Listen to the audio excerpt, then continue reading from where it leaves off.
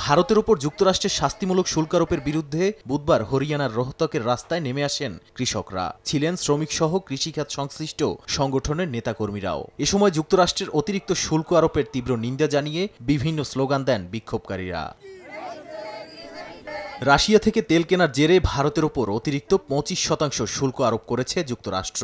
এ নিয়ে দেশটির ওপর আরোপিত মোট মার্কিন শুল্কহার দাঁড়ায় 50%। 27 আগস্ট থেকে নতুন এই শুল্কহার কার্যকর হওয়ার কথা রয়েছে। আন্দোলনকারীরা বলেন, যুক্তরাষ্ট্রের আরোপিত অতিরিক্ত শুল্ক প্রভাব ফেলবে ভারতের সাধারণ কৃষক শ্রমিকের জীবন জীবিকায়।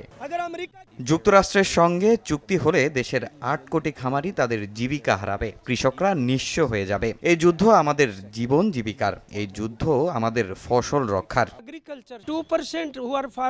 যুক্তরাষ্ট্রের 2% মানুষ কৃষির সঙ্গে জড়িত, আর আমাদের 50%-এর বেশি মানুষ কৃষির ওপর নির্ভরশীল। তাই আমরা কোনোভাবেই বহুজাতিক কোম্পানির কাছে অসম শর্তে আমাদের কৃষি খাত তুলে দিতে পারি না।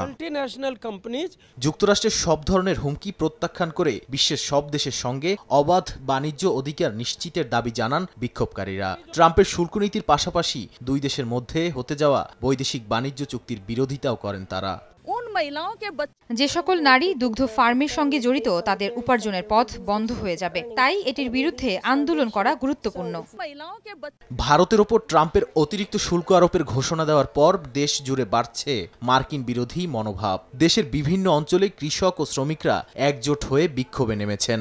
গেল সপ্তাহে প্রধানমন্ত্রী নরেন্দ্র মোদী জানান, কৃষি, দুগ্ধ ও মৎস্য খাত রক্ষায় বড় ধরনের মূল্য দিতে প্রস্তুত তার সরকার। নাদিম মারজান, সময় সংবাদ।